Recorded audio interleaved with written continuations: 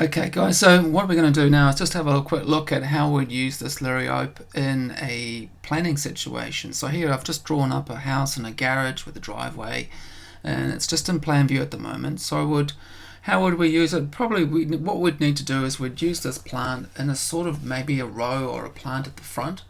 So what we would do is we'd first of all grab a row of them, I would think, because generally we'd sort of put them in a row. And we're just going to put them next to the driveway, coming into the driveway, next to the garage. And we'll just select the Liriope. It's in our files here. So I'll just put Liriope in. We're just going to grab a picture of it. This is just grabbing the picture of it. So here it is. We'll just grab this lily turf here, and there they are. They're generated onto the screen, and generally, so we want to space them reasonably close together. We're going to give them, because the size, the symbol we need to, they're going to grow about 43. So that's now we've got they're 43 centimeters wide. So we want to space them kind of reasonably close so that they form a little bit of a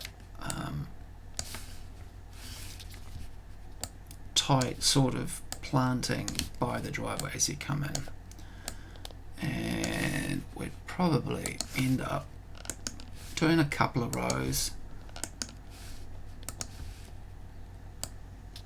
So we'd probably end up doing just a couple of rows. We'll just plop them back there. So I'll just do this really quickly, and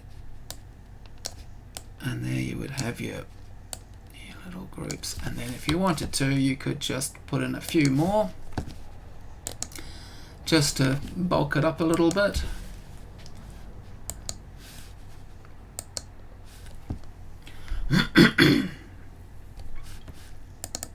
And we're just going to bulk up some of it. So these are going to be at the front of the border because they're small plants, and then eventually they will all meld together in one big low maintenance planting. So the good thing about these plants, if you buy a few of them, then you can divide them if you want a few more. And then we're going to probably put like a little bit of a shade tree there. We might put something like maybe we're just going to put a malice, so a crabapple, and we'll just put one of my favourite malices, which is Barbara Ann. See if we can get that one. I think that's it there. Oops. Oh yeah. So we're just going to put a tree there. Now, when you build the border up, obviously trees sort of go towards the back of the planting, and then in this mid-ground here, we'll probably need some other plants in there. Now, one of the plants that we have sort of seen used at the Hamilton Gardens, the Botanical Gardens, that look quite effective, was the Farfugium. And that's sort of got quite a nice large sort of texture. Actually, let's have a look. We'll get a slightly different one. Let's have a look. There's a variegated one of these which is called the leopard plant as well. And we'll just pop them in there. So we'll have some more of these. They don't mind a little bit of shade too, so they can sort of be in here as well. And maybe then we'll put another plant that would probably grow quite well on this sort of group would be the Asplenium. It's a fern. We can just add the Asplenium, which is like the hen and chicken fern. I'll just use this one here. A little different. We could pop them in there, and these could all just be under the sort of shady parts of these trees where it's very difficult to sort of grow sometimes.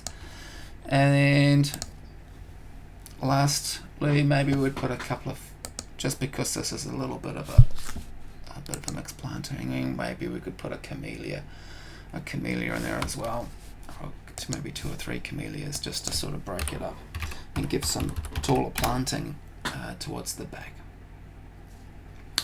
So let's have a look. This is a nice camellia. This is early pearly. It's a white flowering Sasanqua camellia, and we've just done a few there. Okay. Now I've spaced them. Obviously, I'm doing this a little bit rushed, so I'm just going to quickly just to show you how you'd end up planting. So that's pretty much it. And then when we want to have a look at it, we can flick to perspective and see what we've created. There it is there. We've got the sort of entrance. And I'll just put a bit of bark gardens down, because when we've got a bit of bark down, it really does make it look pretty good. Especially the black sort of bark is particularly sort of nice to set off the green of the plants. And obviously you just keep on continuing along until you'd sort of planted up that border. And I'll just set that to the back, and we'll take off the grid so we don't see the grid. And there you are, that's your planting there. And let's have a look at the perspective now. And there you are, as you sort of came in. Obviously I've got a fence over the driveway, but you just come in. I'm going to quickly add a gate. We'll quickly add a gate, so we're just going to pop a gate in there and open it up. There we go. Okay. Obviously, to keep the mulch in, we just need to put a curb here so it didn't run off into the onto the driveway. Okay, guys, that's probably the best way I'd sort of use this Liriope, just so that it would have big clumping effect. We'll just make these camellias a bit big. They're a bit small, so you just got to get these proportions right a little bit. There we go. We'll get them up. There we go. That's better.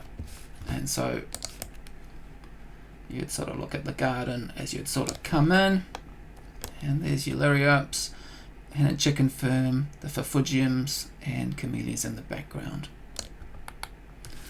And then back to the plan. Okay, guys, that's how I'd use it, Liriope.